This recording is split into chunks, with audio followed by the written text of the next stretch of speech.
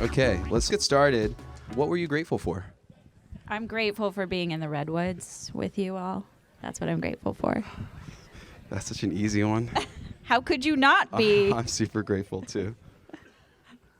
Let's do it. All right, so we're just taking a moment to think about all the things that had to have happened for this moment to exist and to be here with you, and we're really grateful for it. So for those that aren't familiar with Nicole, we've been in this for a bit. We started in San Francisco, and then you left to be the liaison to the governor's office for GoBiz. Cannabis. For Cannabis. And now you're at the top. So what's that? Started from the bottom and now we here?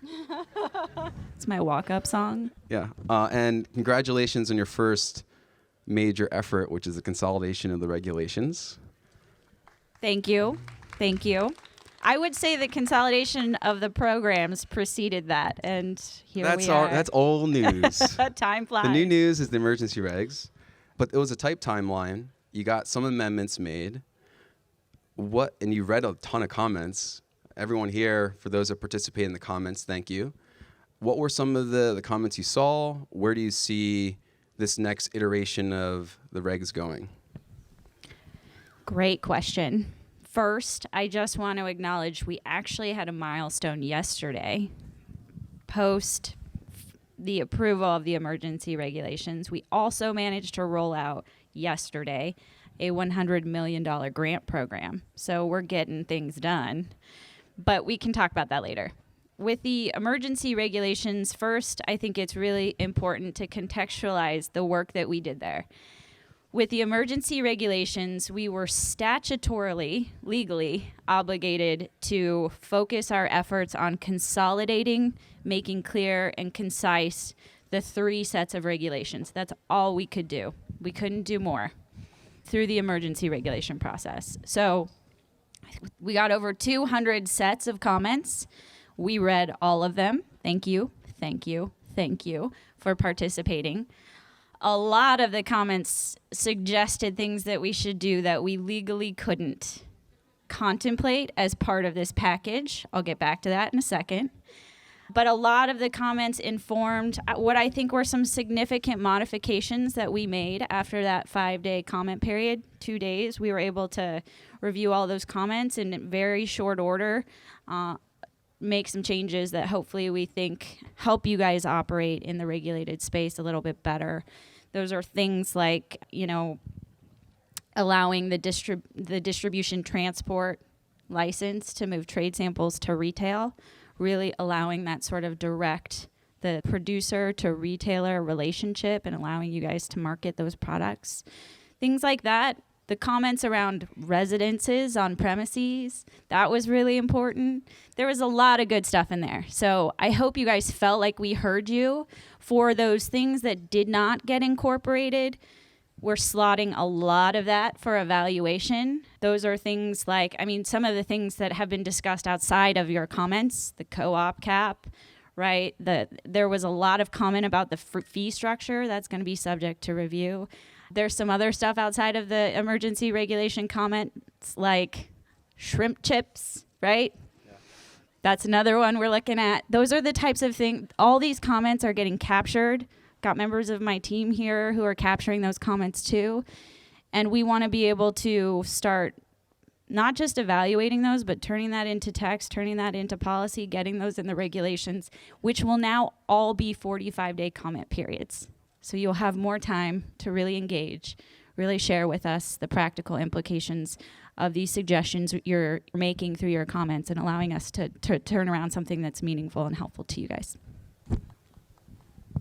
Nice job. Did I answer that question? No. Oh, okay. Well, I think sort of. It's like sort of now that you gave the context, where do we go from here?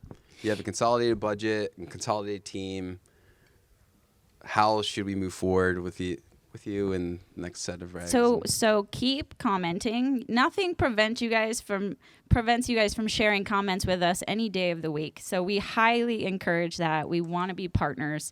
We want to better understand how the framework is impacting your operations and where there can be improvements. That's a huge part of our mission, is to start making those improvements and to start improving the regulatory framework. So there's that. There's also going to be future regulatory efforts. This is a commitment that we've been very transparent, that we're going to be changing the regs. We're going to be modifying them. We're going to be enhancing them. And we're going to be doing that on a rolling basis. But we have to, as part of the emergency regulation process, we now have to go through a regular rulemaking process. And that's going to really open up opportunities for more regulatory changes in the coming months. So I guess what's the vision for the next 6, 12, 18 months? Like milestones that we should be looking for or look ahead to get to? A lot of stuff is going to happen. All right. A lot of stuff. A lot of stuff is going to All right. happen. There are a lot of things that we need to do by law within those timeframes. You guys saw that the governor signed the fee waiver and deferral program. That's something that we need to have in place by January 1st for the waivers and by January 1st the subsequent year for the deferrals. That's something where we're pouring a lot of energy into figuring out how to do that well, how to do that right, how to roll out those thoughtful regulations to implement that program by the deadline. The same goes for things like the $100 million grant program, where we're pushing money into 17 jurisdictions to try and to resource the effort of transitioning provisional licenses to annual licenses more quickly. That's not necessarily time bound, other than you guys have to make transitions. You have to meet certain benchmarks now by law, and we want to help you meet those. And we want to work with your local regulators to help you meet those requirements. And so it's really important for us that we put in place meaningful modifications, funding structures within those local jurisdictions to support those dollars actually being helpful. And that takes a lot of work because 17 locations are many, and it represents 2/3 of the provisional license population. So there's a lot of work to do. But that's just a taste of it. We're also ourselves becoming a department, right? So we have 3 programs. We're integrating into one department. We're finding our culture and how we want to engage as a department, how we want to do that thoughtfully with integrity and compassion. And so we're doing a lot of work. We're doing a lot of work as a department to determine what our culture should be, and then to start to really implement those values in all that we do every day. And that takes some time. And so we're doing that assessment. And as part of that, we're also assessing everything that came into the program, all of the processes, all of the contracts, everything. And we're trying I know you have something to say here, but my point being, everything is subject to this evaluation. Our culture, every process, every contract, every relationship, and we're looking at how we want to use, not use, modify those things moving forward so that we are unified and thoughtful in our approach. No, I like that. I mean, culture in itself is this rippling agent, right? And at the speed at what you're moving and getting things accomplished, how are you incorporating, I guess not going too far ahead than the locals, incorporating community and people that have been in it for a while, people that are operators to give you sort of that feedback and on the ground knowledge, and keep us in sync so that way when something does come out, we're not falling behind. And I think one thing you talked about, existing regulations, there's so much maintenance on that, and there's still so much to revisit. I mean, 2 issues that we're seeing kind of pop up recently is CEQA differences, which is pretty bad if you're able to have a local group, a county come in and demand some sort of CEQA requirements that aren't necessarily as aligned with what's going on in the state. There's a lot going on there. But there's also due process and how that's working. So could you speak to some of the gaps there and how we, as you build your internal culture in the department, bringing that as well forward with the community and the local municipalities?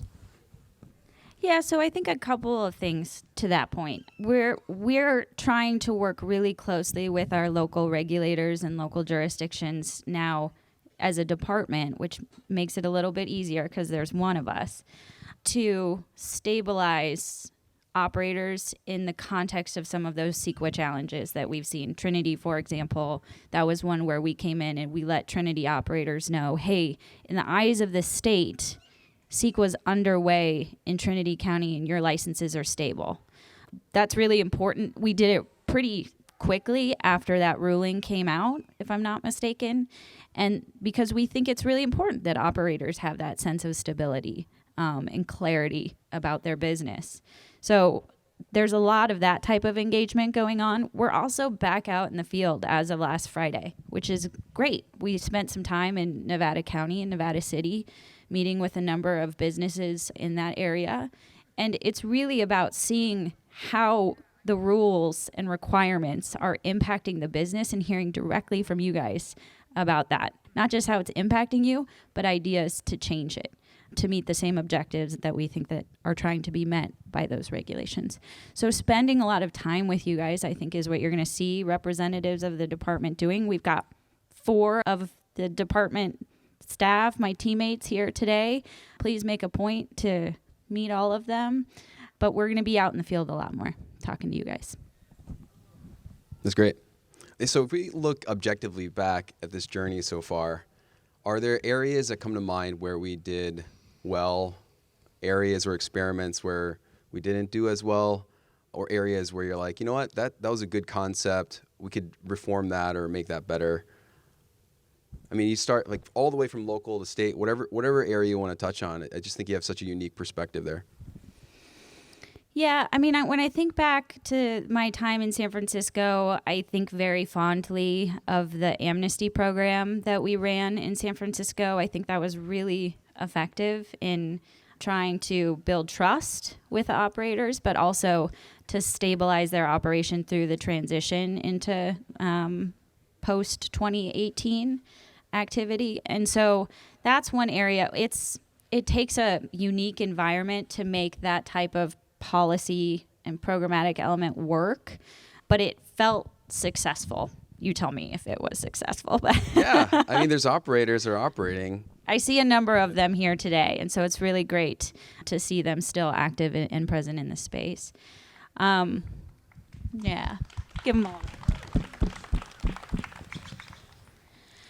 I mean, so much of our work is acknowledging the imperfect nature of the framework that we all operate in, that you all operate in, that we work in every day. So there are plenty of things I could point to that perhaps were not the best policy, but now it's figuring out what the path forward is in place of that.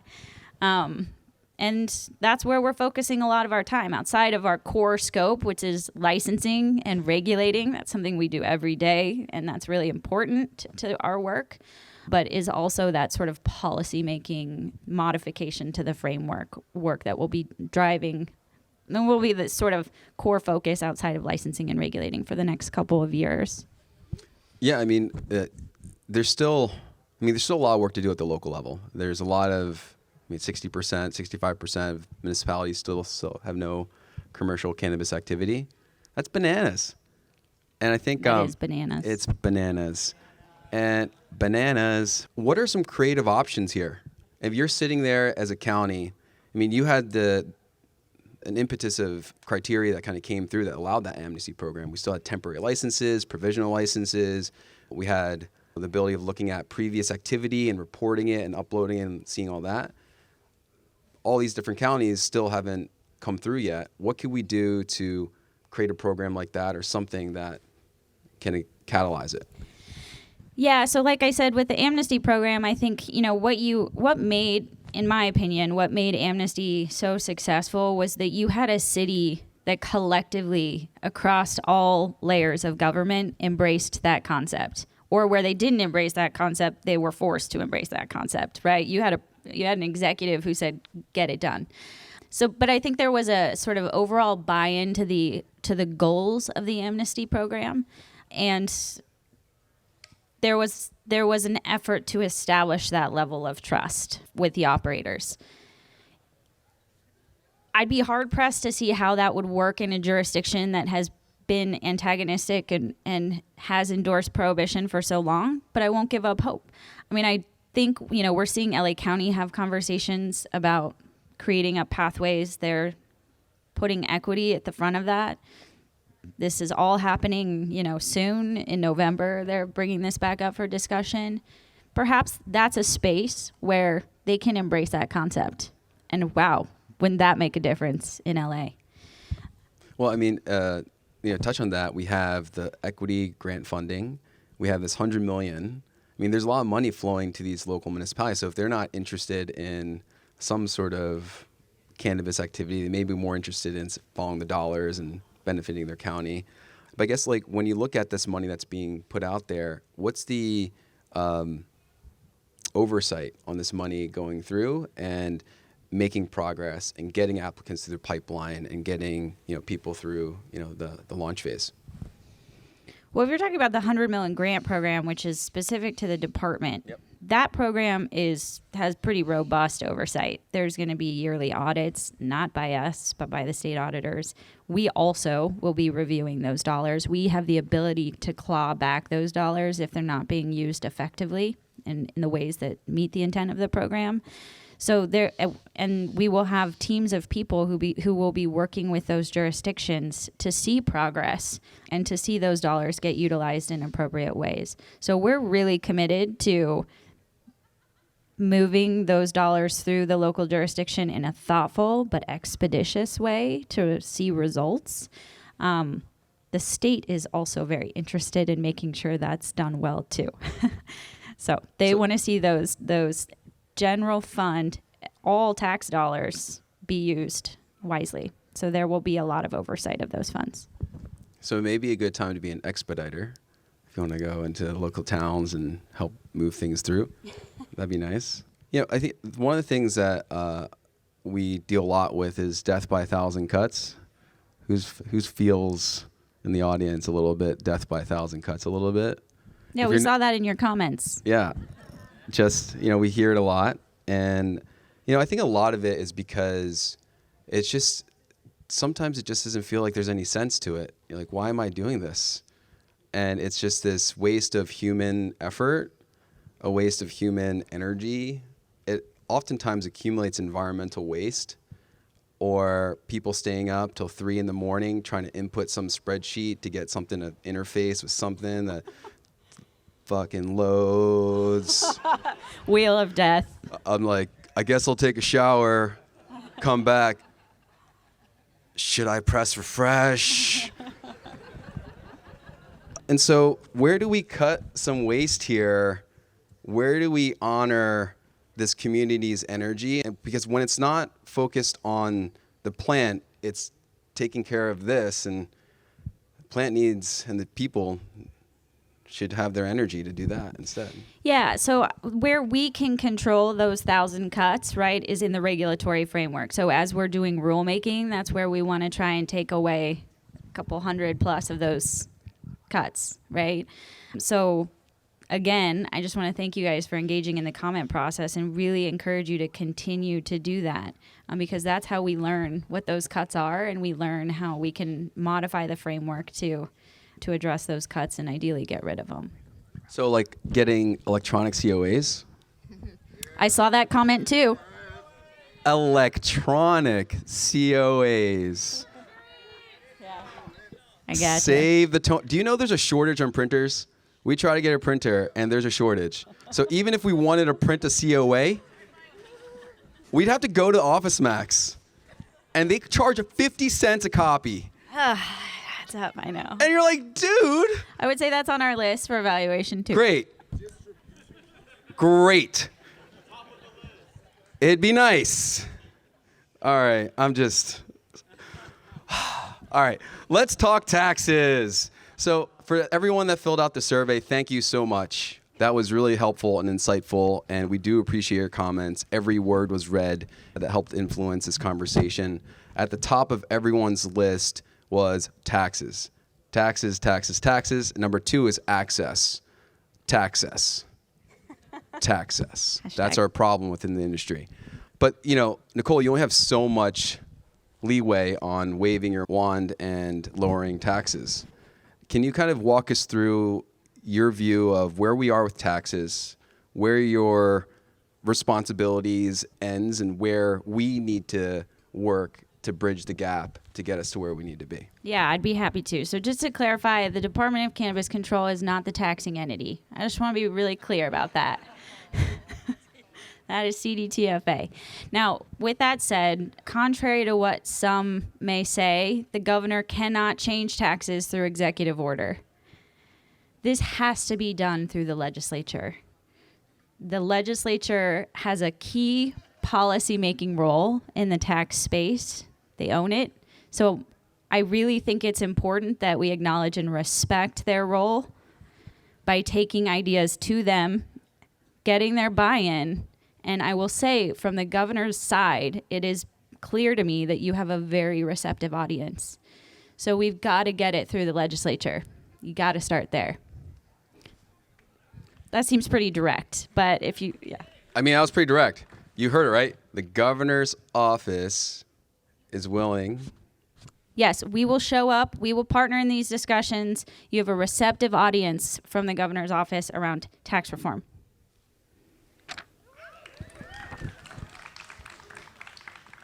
So I guess it's just up to us to figure out what that looks like as one voice, which would be nice. It would be nice. I mean, it's pretty complex when we think about it. If you break it down between cultivation tax, excise tax, local tax.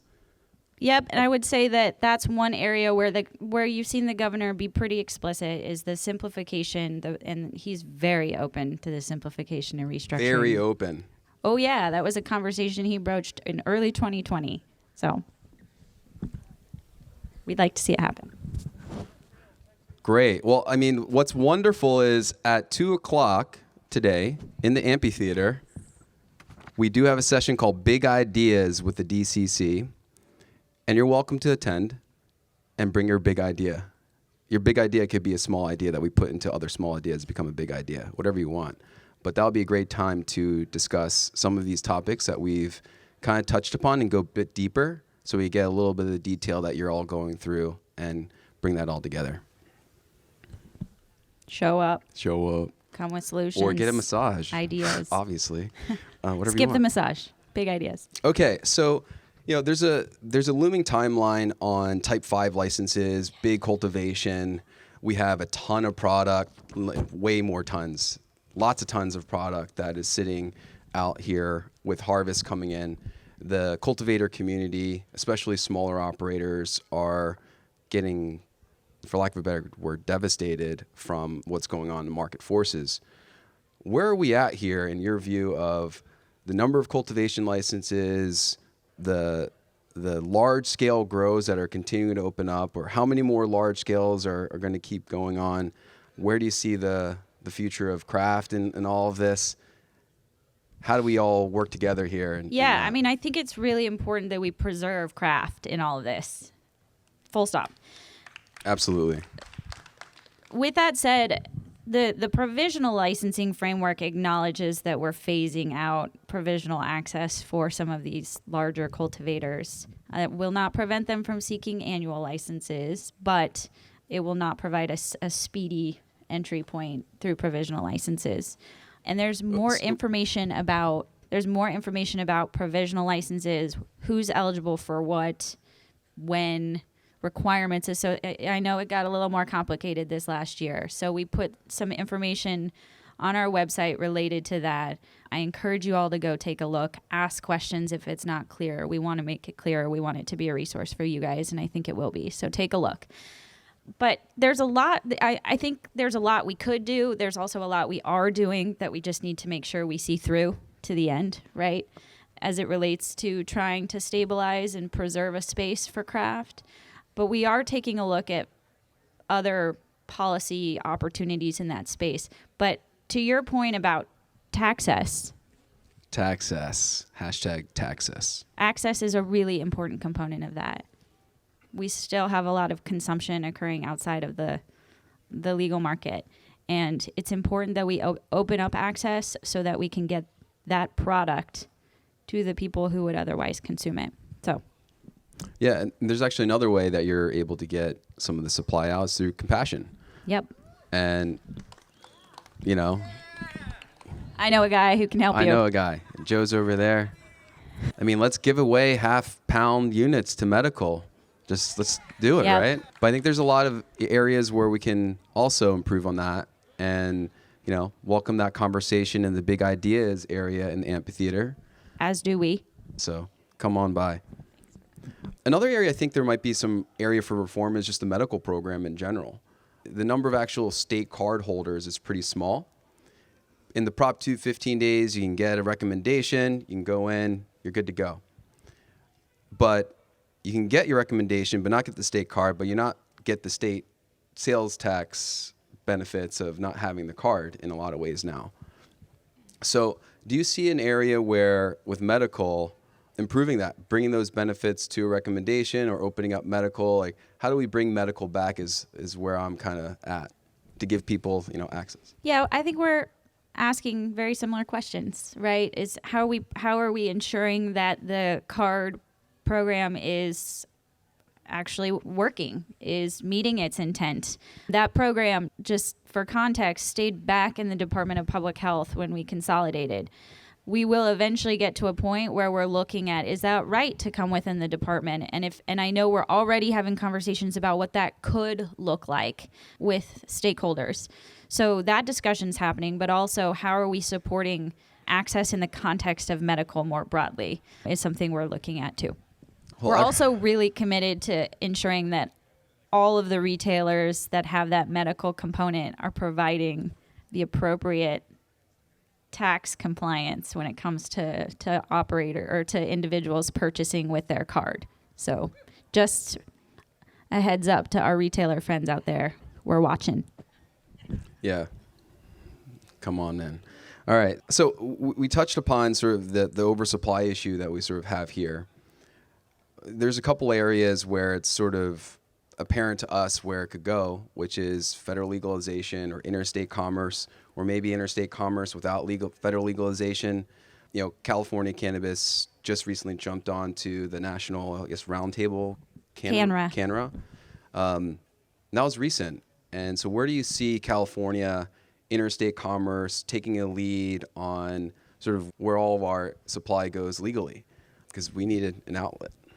Yeah, we recognize that. And it's a tricky component of the legalization discussion because we recognize that there are benefits to providing pathways for our farmers to put their product legally across state lines into markets where there's a demand.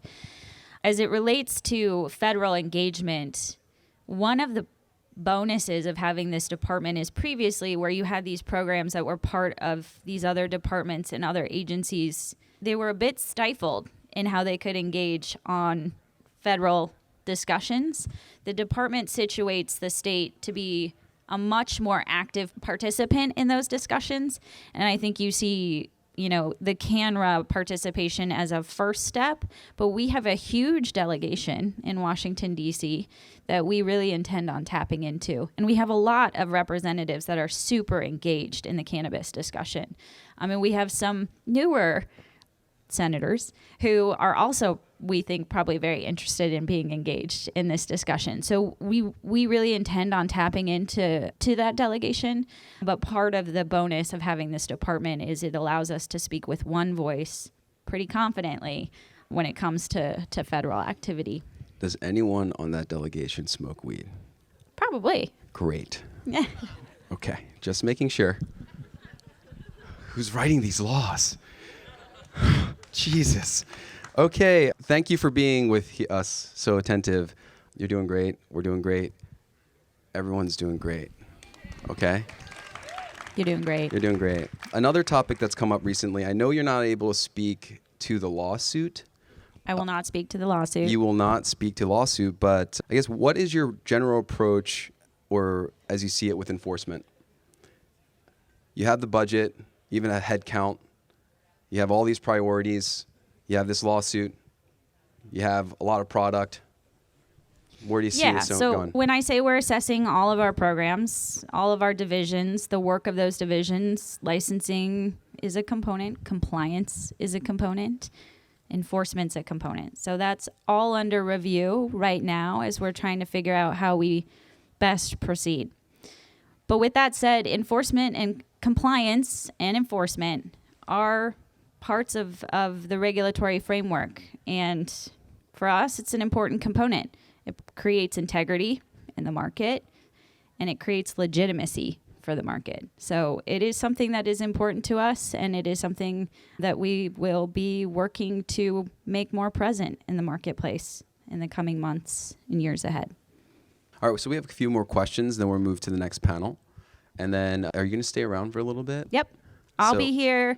Rasha, Christina, Matt, Eugene, they're here. They're going to be milling around, so make sure you guys get to know them too. Yes, and they have their notebook.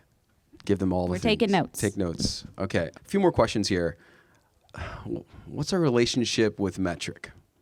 You now have it. That's a loaded question. What's like our- our as in like your or Our. This is a shared trauma. Did you, dude? There was one question that we asked during the survey, and it was capitals, just help. Question mark, exclamation point. I was just like, oh man. So it's yours now, right? CDFA used to have the contract. Now it's under the DCC. Where are we at with it? Where do you see it? Yeah, I mean, contracts all subject to review as well. Part of the mandate that we are legally obligated to implement is to track and trace the product. How we do that, I think, is where we're really delving in and trying to figure out how we do that doesn't result in the death by 1,000 cuts. Metric is a part of that conversation, but as far as my experience with them so far, they've been responsive to our requests. You're the client. Exactly. I know it's harder. It's like, But we're like less than 3 months into being a department, so that's all I can say on that. I mean, they've been responsive. Yeah, it's nice. It's nice to be responsive. Hey, your house is on fire. I see your house is on fire. There's smoke over there. Can you call for help? You actually have to call the person that called for help. But here's what I'll say. I mean, I think that it's not lost on us. You guys hate Metric. I don't even. I think people would. Hate's a very light and easy word. Yeah. So it's not lost on us. But I think what is most important is that, you know, as we visit you guys, as we hear from you guys, that you tell us that you show us how that's hard and how that's challenging so that we can work through that with you too. It's so helpful to hear how long it takes to punch holes. Are you the one? Yeah, dude. If you're doing plants and you have to punch a hole off of every low jack We're not tag punching on every holes. plant, it's a lot of time. Or like, what was another stat someone shared? It's 160 plants results in a pound of metric tag plastic. Yeah. That kind of stuff. What? But also the amount of capital you're putting into staff necessary to support that. That's the kind of stuff we want to continue to hear. And then we want to also, when we're visiting you, see how that plays out. So if I could just make a special request that as we're out and about in the weeks and months ahead, you guys just set aside some time to do that with us. That'd be super helpful. We'd appreciate that. Yeah. You got it. Anytime. You can come over at 3 a.m. and push the button. That's all you. Okay. Actually, this was a question we asked for the last 3 years. This is our 4th Meadowlands, believe it or not, which is kind of crazy. Woohoo! But we did ask this question to Lori, and there was some progress, but it was a public database of all the questions that you guys get. And you can remove the name or whatever. But the reason why we ask for this is there's all these questions that we have, but there's also questions you don't know that you should be asking. So if there was a repository of all the questions that you're getting, and you could put it up somewhere, and I can look up, oh, someone asked about this specific thing, then I don't have to pay a lawyer $450 to find that information for me. Yeah. It would be a huge help. I don't know to the extent of what you can do, but that public knowledge that you're already disseminating to another individual should be shared knowledge in a lot of ways. Yeah, I appreciate that sentiment. And no offense to lawyers. Thanks for Thank you, sponsoring all the lawyers. things. We love. Yeah, I absolutely think that's something we can look at doing.